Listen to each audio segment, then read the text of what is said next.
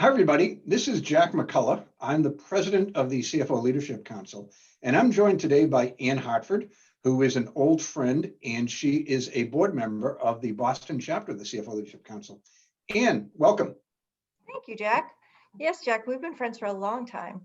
I think it's 15 years, isn't it? Something like that. You know, my son turned 16 this week, and I met you when he was about a month or two old. So you have a good memory. So There you go. There yeah. you go. Yeah, we worked in Boston together. That was a lot of fun. Yeah, so Jack, I've been a member of the board for a long time, and the CFO Leadership Council is so important to me and all the other CFOs around the country. You've done a wonderful job in starting all these chapters. But what's most important about the networking, I think, is the email portal that we have. For example, today they came out with the PPP second round, and at midnight we already had some people commenting on it and sharing their news briefs. So it's been an immeasurable asset to me in just getting up to speed. We also share software tips. So for example, when we want to upgrade our software, we might go out to the portal and ask about what's the best software in your experience. And people, you'd get at least 10 responses. It's unbelievable the sharing that occurs on that portal. It's like I say, it's an excellent tool for networking. Yeah, it's fantastic. I mean, no matter what problem you have with something like 1,500 other CFOs on it, somebody can help you through, and they're more than generous with their time. You're right. It was kind of funny because a lot of us are on vacation this week, and I'm seeing these emails going in at 11 o'clock. I'm like, I guess not these folks, huh? But no, it's great that they're dedicated. So Yeah. Cool. But by the way, first of all, congratulations, I think, are in order. I know you've sold your current company, and being the good and loyal CFO, you're in the process of winding it down. Just curious, what's next for you once that process is completed? Yeah, so the company got sold in November of 18, and I worked for the acquirer for a year and a half, and then COVID hit. And so I'm still winding it down about 2 hours a week. But I am looking for another opportunity. Primarily, I like working with boards. I like working on startups. I like working in high growth organizations and building a team. I'm comfortable in the $50 million range, that kind of thing. And primarily, I've been in insurance, I've been in real estate, financial services, construction. And so, as a CPA, I can do a number of service industries. Yeah, I was actually going to ask you about that because since I've known you, you sort of defy a lot of conventional things. You have worked, since I've known you at least, in real estate, insurance, professional services. Why do you think you've been so successful, and companies of different sizes as well? Why do you think you've been so successful in a lot of different roles? Well, I think, public accounting gives you an excellent base. I went to Bentley, and Bentley prepares you with a great foundation. They talk about, the nuts and bolts of accounting, but they also talk about strategy. And so I was actually started in public accounting, and then I was hired by a client. That client and I were together for 15 years.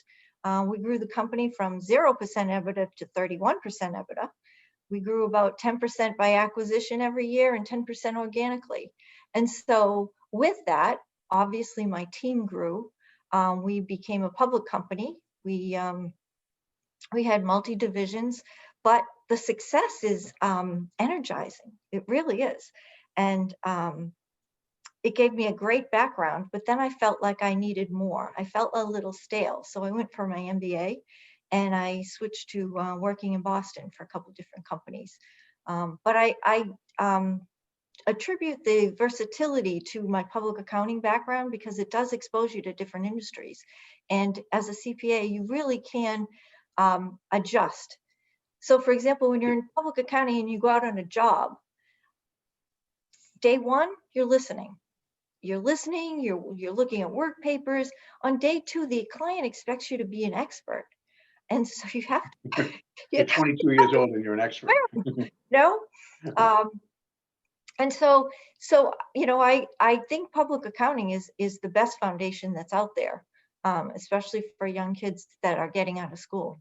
Yeah, well, I'm sure you didn't mean to offend me, Ann, but you did strike a sore point. Bentley turned me down when I applied for high school, so no phooey on you. But I know, you and some other friends who are program graduates of the program. You're right. It is a phenomenal program. I mean, it certainly lives up to the reputation, to say the least. So, Right. but cool. And I also want to ask you prediction time. And I know you probably have an opinion on this. Work from home. Do you think that's a fad of 2020 or 2021, or do you think it's something that's kind of here to stay for CFOs and their teams?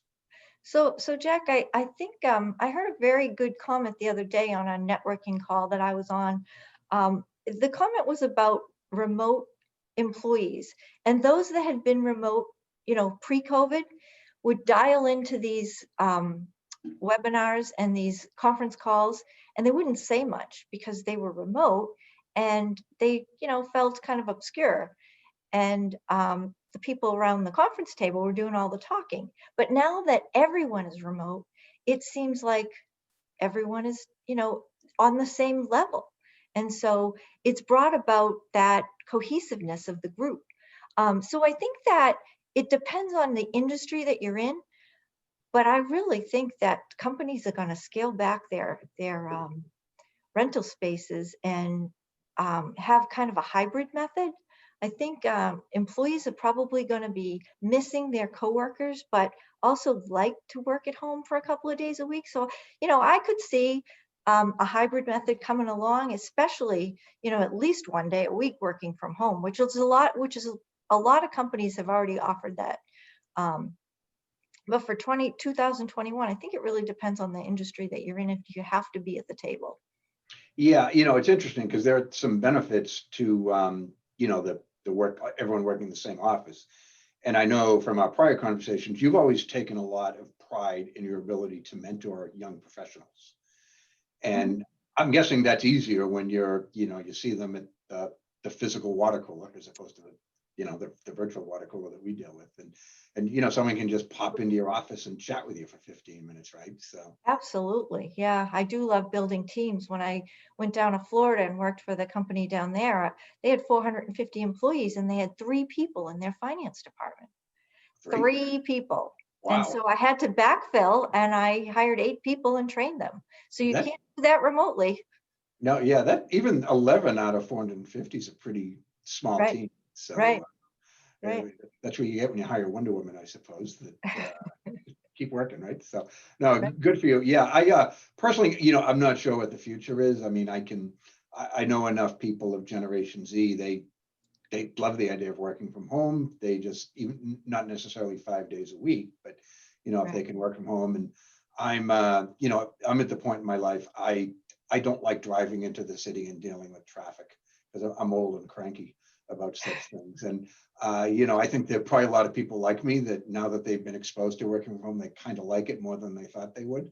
But Hmm. there is something to be said for the personal connections that come face to face. So people will Absolutely. work it out. It'll be an interesting thing. So cool. Mhm. And this has been great. Any final thoughts to pass on before we go? Um, no, just happy holidays, Jack. I know that you have a lot coming up for 2021. We have a full agenda.